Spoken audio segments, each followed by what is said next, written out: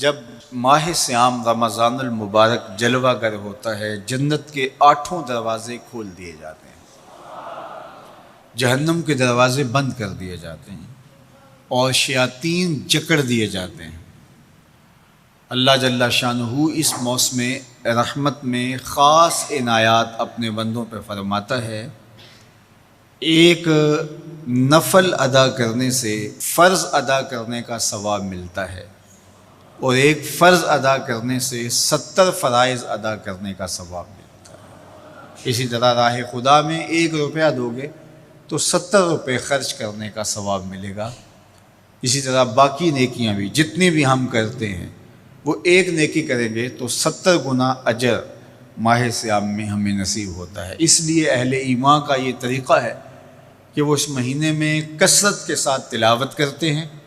کیونکہ ایک مرتبہ اگر قرآن مجید پڑھ لیا تو 70 مرتبہ قرآن مجید پڑھنے کا ثواب نصیب ہوا۔ ماہ صیام میں چونکہ شیطان بندھا ہوا ہوتا ہے، تو ہم اپنے آپ کو نیکی کی طرف اگر لانا چاہیں تو اتنی رکاوٹیں نہیں ہوتی جتنی عام دنوں میں ہوتی ہیں، لیکن اس کے باوجود بہت سارے لوگ ہیں جو رات کو بڑا پکا ارادہ کر کے سوتے ہیں کہ میں صبح وقت پہ اٹھوں گا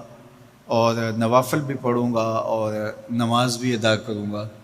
لیکن جب صبح ہوتی ہے تو انہیں یا تو جاگ نہیں آتی یا نیند سے بیدار ہو جاتے ہیں، بستر سے اٹھا نہیں جاتا۔ جب کہ وہی شخص انہوں نے صبح سبزی منڈی جانا ہو تو چھلانگ لگا کے اٹھتے ہیں اور سبزی منڈی پہنچتے بھی ہیں۔ سستی، طبیعت کا کسل نہیں ہوتا۔ عمومی طور پہ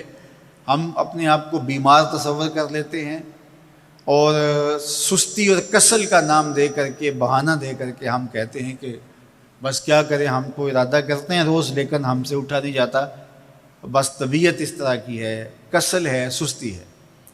یہ بات ذہن میں رکھیے گا کہ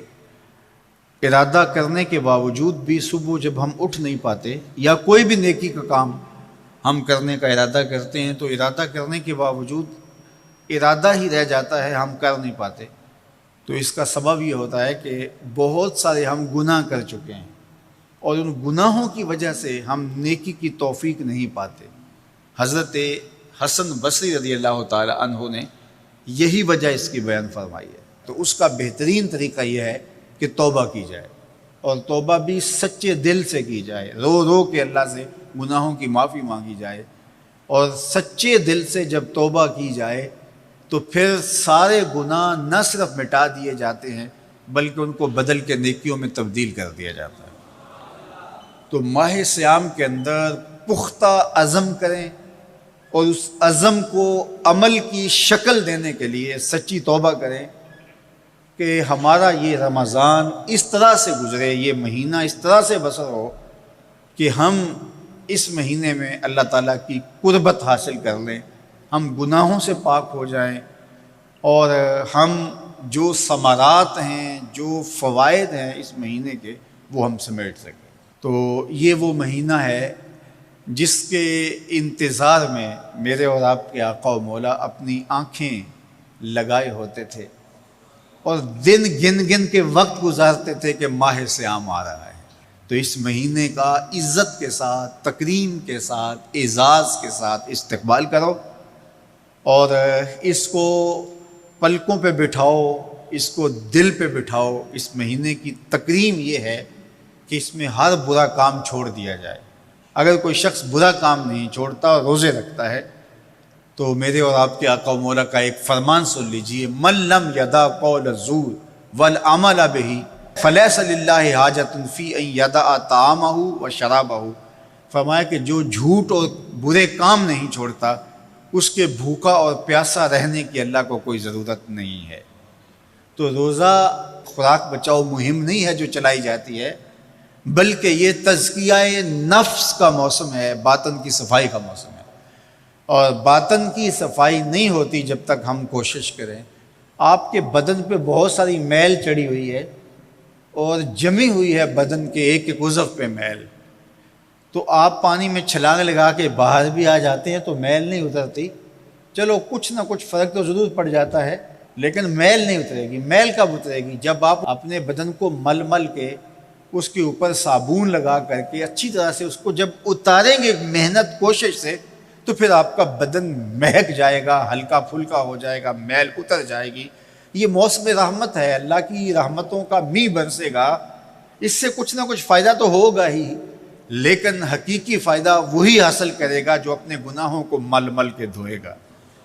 اور اپنے آپ کو صاف کرنے کی کوشش کرے گا۔ تو اپنے من کے میل اتارنے ہیں، اپنے باطن کے میل اتارنے ہیں، اپنے اعمال کی درستگی کی کوشش کرنی ہے۔ صلاۃ التراویح مسجد میں نہیں آ سکتے تو گھروں میں پڑھ لیجئے، جس طرح بڑی عمر والے لوگوں کو، بیمار لوگوں کو کہا گیا کہ آپ گھروں میں پڑھ لیں، بچوں کو کہا گیا، لیکن چھوڑیے گا نا، یہ رمضان المبارک کا خاص عمل ہے۔ آج کل دین بیزار طبقہ مختلف جگہوں پہ بیٹھ کے مسجد پر، مدرسے پر، تراویح پر، ان چیزوں پر تبصرہ کر رہا ہے اور اتنا ہلکا ثابت کرنا چاہ رہا ہے ان امور کو، جس طرح یہ چیزیں ہوتی کچھ نہیں ہیں،